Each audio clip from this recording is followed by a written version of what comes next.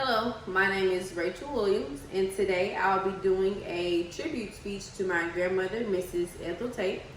I have here for an audience today my mom, Norma Williams, my son, Mr. King Dennis, and my sister who's recording for us again, Mrs. Naomi Williams.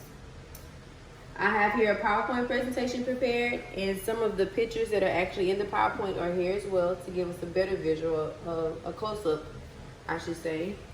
So, here we go. A tribute to Mrs. Ethel Tate, my Creole queen. Ethel Tate was born in 1919, May the 31st, in Plaisance, Louisiana. She was one of 10 children. She's a very unique person. A few things that I can remember is that she never wore a pair of pants in her life, something that was always strange to me as a kid. She never driven a car, but could tell you how to drive a car as a passenger. She believed in God. She had a 4th grade education. She had failure with her vision at a very young age. So she was a pretty much self-taught woman. She learned how to read more so through the Bible and through Sunday school lessons. So that is one major thing that made me admire her more than anything. She wasn't able to complete school. So the fact that she learned how to read by using the Bible was pretty unique to me. She had 9 children, 6 girls and 3 boys. Some of them were teachers. Some of them went to the Air Force and the Navy. Some are nurses, store managers, and chemical engineers. That was pretty impressive to me because she had such a low education, how her children all ended up being extremely successful people, and we were a real family-oriented group of people as well. She is a strong, fierce, and powerful woman of God. She believed that without God, nothing was possible, and that we needed Him to be the head of our lives to make it through and to be beneficial throughout our lives. So that was something that we grew up on. We grew up in the church. We had prayer meetings at home. We had Bible study at home. We went to Bible school. She was the founder of her church. I can't remember the exact year, but it's a Salem Baptist Church, a church here in Port Arthur, Texas. She assigned us verses as kids to recite daily. One that I can remember for myself is Psalms 23, but one that I believed that matched her perfectly was Luke 1 and verse 45. Blessed is she who believes. She believed that God was the answer to everything, and without Him, nothing was possible. So the most important thing that she would tell us to do was pray.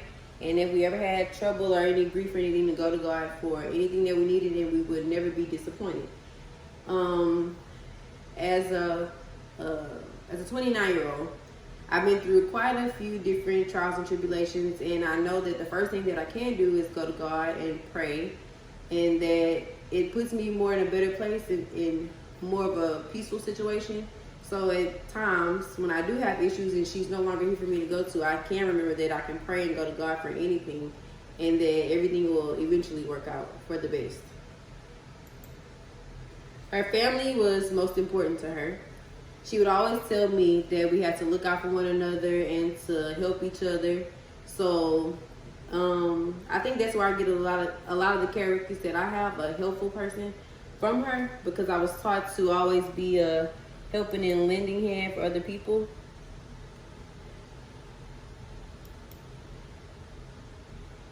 She had a passion for cooking. She would love to cook. She would cook for anybody. She would, I remember as a little kid, some of the people in our neighborhood who were homeless, she would feed them.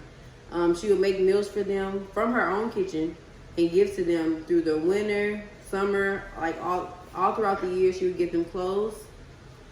She was a founder of the soup kitchen here. This picture was taken in 1990, the year that I was born. Helping and giving meals for other homeless people throughout the community and people that would come and visit the soup kitchen.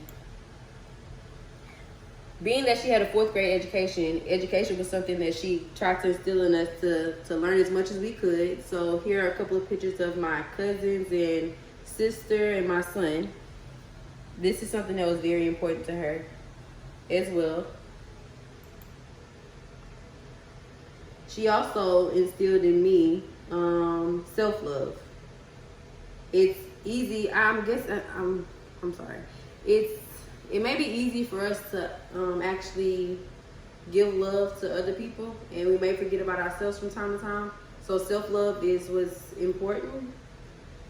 You can't take care of anybody else if you can't take care of yourself. So it's best to put yourself first in time, even though it's hard. But self-love was something that we learned at a very young age as well.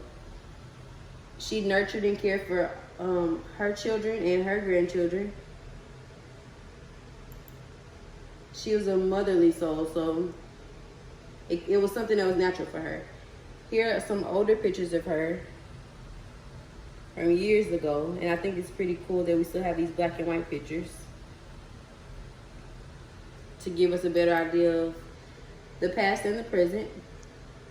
But what I can say is she influenced my life in a more spiritual way, and it helps to keep me grounded in the different phases that I go through in life. It's always amazing to me that she lived to be as old as she was, because she was able to see different phases throughout the world, and she overcame a lot throughout the changes that other people I don't believe would have made it through, myself personally.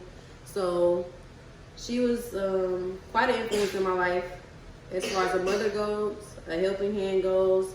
She instilled a lot of values in us at a very young age, and some things that I'll never forget. She isn't here today, but it's oftentimes when I can think back on a conversation that we've had that I can use for different situations that I go through in life now that I value and appreciate.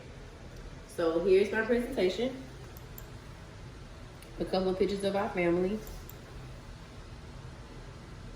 And I hope you guys enjoy it.